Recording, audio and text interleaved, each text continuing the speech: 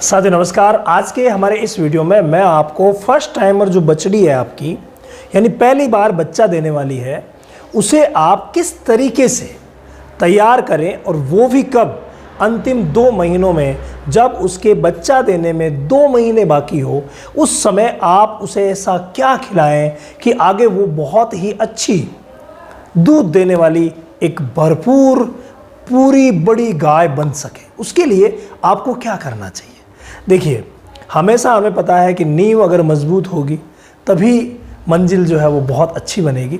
तो देखिए, नींव तो चाहिए ही चाहिए। शुरुआत से जो आपने बातें ध्यान में रखी है उनकी ज़रूरत तो होगी ही होगी, लेकिन जब मान लीजिए कि हम शुरुआत में हम ध्यान नहीं दे पाए हैं, तो ऐसी कंडीशन में जो लास्ट 2 महीने बचे हैं, 9वां महीना और 8वां महीना, 10वां महीना लगते ही, यानी 9 महीने और कुछ दिन होते ही तो वो बच्चा दे देगी।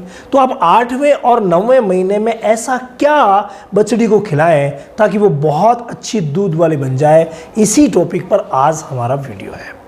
देखिए, फर्स्ट टाइमर के लिए हमारे जो कई किसान हैं वो ध्यान नहीं देते हैं और वो सोचते हैं कि जब वो बच्चा देगी उसके बाद हम उसे दाना मिश्रण शुरू करेंगे। लेकिन जो व्यावसायिक दृष्टि से पशुपालन कर रहे हैं वो ऐसा नहीं सोचते हैं।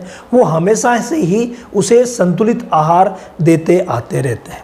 तो पहला जो टॉपिक रहेगा वो इसमें भी संतुलित आहार का ही रहेगा, लेकिन हमें करना क्या है, हमें विशेष बात ये ध्यान रखनी है कि इस पीरियड में आप ज़्यादा से ज़्यादा जो संतुलित आहार में अनाज मिला रहे हैं, उस अनाज में आप मक्का की मात्रा को ज़्यादा मिलाइए तो बहुत ही अच्छा रहेगा।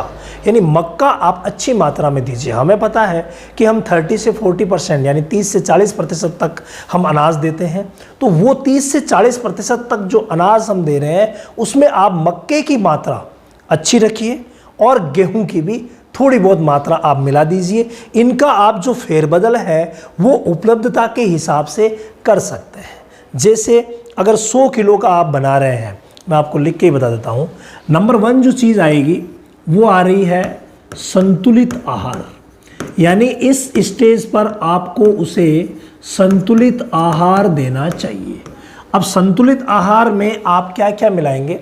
नंबर 1 पर जो अनाज आता है, उस अनाज में, जैसे हम टोटल जो अनाज ले रहे हैं उस अनाज में हमें क्या करना है, अनाज में मक्का और गेहूँ, इनको आप रखना है। ये बहुत बढ़िया रहेगा इस कंडीशन में। मक्का और गेहूं ये रखिए आप, ये बहुत ही बढ़िया रहेंगे।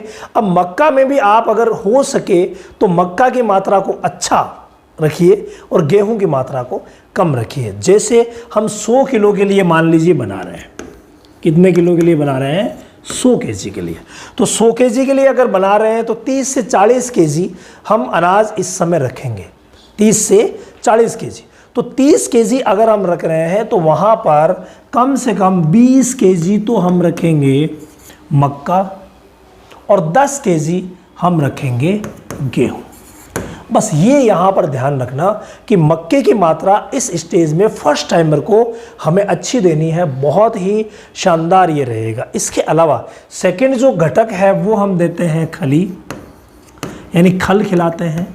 तो खल जो खिलाते हैं, जो मार्केट में खल मिलती है, जैसे सरसों की खल मिलती है, बिनोला की खल मिलती है, वो आप 10% ही लीजिए तो बढ़िया रहेगा। यानी 10 केजी आप खल ले लीजिए। इसके अलावा इन्हीं खलों के DOC मार्केट में मिलते हैं, डी ऑयल केक जिसे बोलते हैं। तो DOC जो मिलती है वो भी आप ले सकते हैं। मस्टर्ड DOC अच्छी है।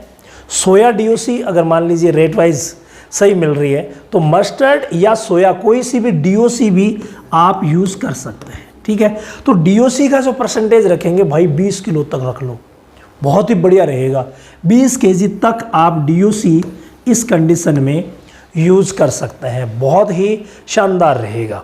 तो ये भी टोटली 30 केजी हो गई है, इधर ये भी 30 केजी हो गया, यानी 60 किलो का मिक्सअप हमारे लिए ये तैयार हो गया है। इसके बाद हमें जो अगला घटक इसमें जोड़ना है भाई, फाइबर के लिए आपको चोकर तो देना ही पड़ेगा, ये बिल्कुल है। लेकिन चोकर की जो मात्रा है हम थोड़ी सी कम कर देंगे। ठीक है, तो 20 किलो के आसपास ही आप चोकर कर लीजिए तो वो बहुत ही बढ़िया रहेगा। इसके अलावा अब आपके एरिया में एक्स्ट्रा चीज़ क्या मिल रही है, क्या कोई चूरी मिल रही है, दालें मिल रही है, जो भी आपके एरिया में एक्स्ट्रा चीज़ जो मिल रही है उसे आप यहाँ जितना कम पड़ता है उतना आप एक्स्ट्रा जो भी आपके एरिया में सस्ती चीज़ मिलती है जो आप देना चाहते हैं, गर्म तासीर की नहीं होनी चाहिए, तासीर का भी ध्यान रखना, तो वो आप दे सकते हैं। यहाँ पर टोटल हमने मिलाया तो 30, 60 और 80 केजी हो गया। तो पीछे जो 20 केजी बचा है उस 20 केजी में जो भी आपके एरिया में चीज़ मिल रही है, सस्ती मिल रही है, चाहे वो दालें हैं, चाहे वो कोई भी प्रकार का छिलके वगैरह हैं, तो वो आप एक्स्ट्रा वाले 20 केजी ऐड कर दीजिए। ये डिटेल में कभी मैं आपके लिए वीडियो लेके आऊँगा तो ये सारी चीज़ें मैं आपको डिटेल में भी और समझाऊँगा। तो एक संतुलित आहार का मिक्सअप आप बना लीजिए, ये बहुत ज़्यादा ज़रूरी है। और फर्स्ट टाइमर के लिए मिनिमम 2 किलो, देखो ये मैं मिनिमम बता रहा हूँ, मिनिमम 2 किलो, हाईएस्ट 5 किलो। कितनी भी बड़ी है तो हाईएस्ट 4 या 5 किलो से ऊपर मत ले जाइएगा, नहीं तो इंडाइजेशन हो जाएगा। 2 किलो सुबह 2 किलो शाम को बहुत होता है, तो वो दे दीजिए। और मिनिमम 2 किलो दीजिए, 1 किलो सुबह 1 किलो शाम को। ये बहुत ही ज़्यादा ज़रूरी है आपको देना। अब इस कंडीशन में इसके अलावा आप क्या क्या मिलाएंगे, ये बहुत ही महत्वपूर्ण बात है। तो देखिए ये जो अंतिम 2 महीने है ना, इनमें अक्सर डाइजेशन की प्रॉब्लम रहती है, यानी कि जो पाचन प्रक्रिया है उनमें कई बार व्यवधान हो जाता है। तो इसीलिए इस कंडीशन में अगर हो सके तो इतनी चीज़ें मिलानी चाहिए जो पाचन के लिए अच्छी हो। जैसे यीस्ट के कई प्रकार के पाउडर आते हैं। किसके पाउडर आते हैं? यीस्ट।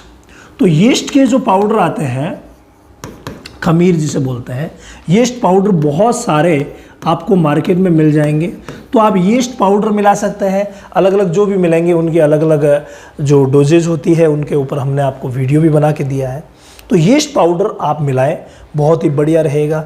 इसके अलावा इसमें मिनरल मिक्सचर भी मिलाना है। मिनरल मिक्सचर जो आप मिला रहे हैं ना, मिनरल मिक्सचर जो आप मिला रहे हैं उसका ध्यान दें कि नॉर्मली हम 50 से 100 ग्राम के बीच में देते हैं। इस कंडीशन में आप 30 ग्राम से 50 ग्राम के बीच में मिनरल मिक्सचर आप फर्स्ट टाइमर को दें। कई कहते हैं कि फर्स्ट टाइमर को मिनरल मिक्सचर नहीं दे, तो नहीं, मिनरल मिक्सचर ज़रूरी है। क्यों? क्योंकि जो भी हम खिला रहे हैं उसमें किसी ना किसी न्यूट्रिएंट की कमी ज़रूर रहेगी। तो मात्र 20 से 30 ग्राम मात्र आपको रोज़ मिनरल मिक्सचर देना है। ये बहुत ज़्यादा ज़रूरी है, ज़्यादा के लिए नहीं, मैं नहीं कहता हूँ।